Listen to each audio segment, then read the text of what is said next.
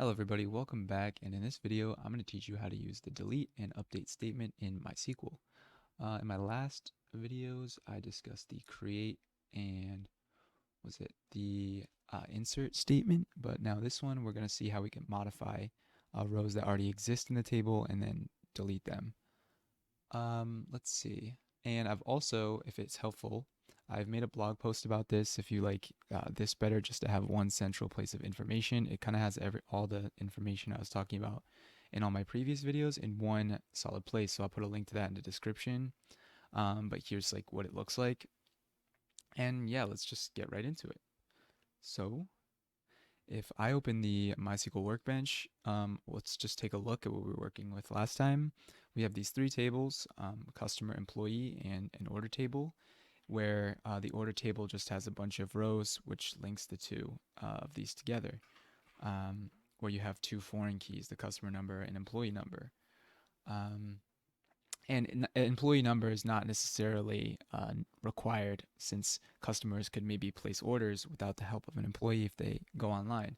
Or if they were to buy something in a store, they would have an employee that kind of helped them if we had a specific like business model.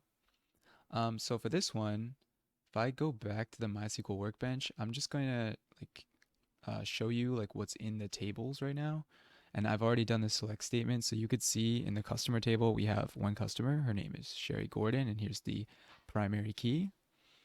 In the employee table, we have this guy Joe Jenkins, and here's his primary key employee number. And it looks like, let's see, Sherry Gordon placed an order like on site with our employee Joe Jenkins, and you could see that the order date was here, and this is the primary key order number. And now let's say we wanted to update um, Sherry's first name for some reason. Maybe she wanted to change it to George, which is pretty silly, but this is how you would do it. I'm just going to uncomment this here.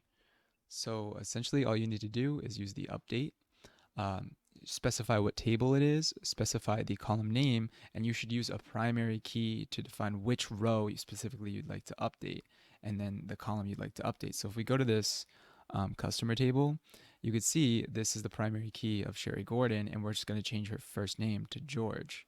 So if I were to run this, it would then update this right in our table. So I will run this.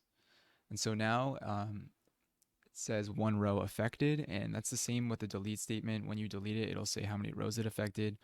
And now if I were to comment this out and requery the database, so I'll save and then requery. If I go to the customer table, you could see that it's now George Gordon. And it's pretty simple, right? Next, I'll show you how we could I'm just going to delete literally everything, like all the rows in our, that we created. So I will uncomment this.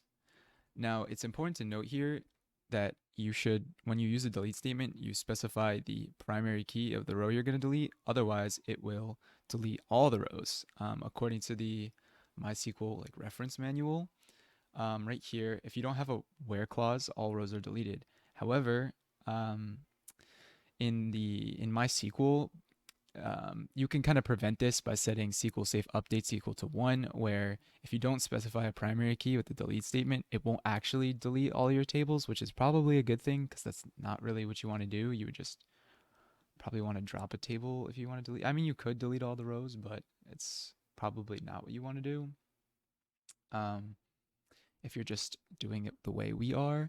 So now you could see I specify the table and I specify the primary key. So let's take a look. So look, we're going to delete this order number, then we're going to delete this employee row, and then we're going to delete the customer. So now if I save and I run this, it says all one row were affected for all three delete statements. I'm going to comment this out. If I requery the database, just save, you're going to see that there's going to be 3 results, and it's all null because there's now no data in our tables. And that's honestly pretty much it. That's going to wrap up this little short series on MySQL. Like I said, if you're looking for like a central place, you can either watch the whole playlist or I made a blog post about this. And that's pretty much it.